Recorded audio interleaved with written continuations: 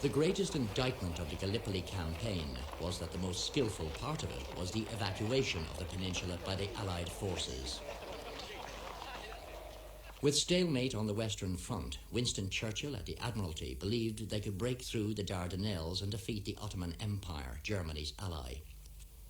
For 10 years before the war, British military planners had dreamt of such an exercise, but all agreed that without surprise, any attempt to land an army at Gallipoli would be too hazardous.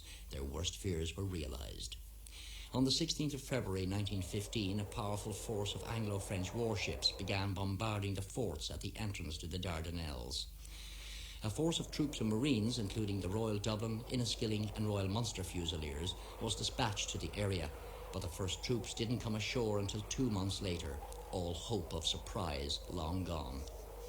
The Allied troops were butchered by shrapnel and machine gun fire from the well-dug-in Turkish soldiers. Many of the Dublin Fusiliers were killed as they waded ashore. Others, badly wounded, drowned. 2 out of every 3 men fell.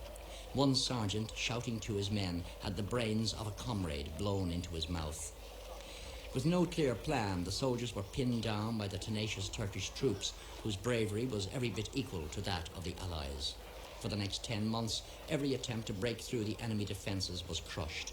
The troops were constantly short of drinking water and had to suffer fevers, malaria, and the incompetence of their own commanders. One soldier wrote, "From first to last, we were never given a ghost of a chance." The tally of this enormous farce was 25,000 dead, 76,000 wounded, 13,000 missing, and 96,000 sick. Turkish fatalities numbered more than 200,000. Finally, in a brilliant night operation, the Allies were withdrawn without a single casualty and sailed for home. An officer, looking at the many graves of his companions, said, I do hope, they won't hear us marching away to the beach."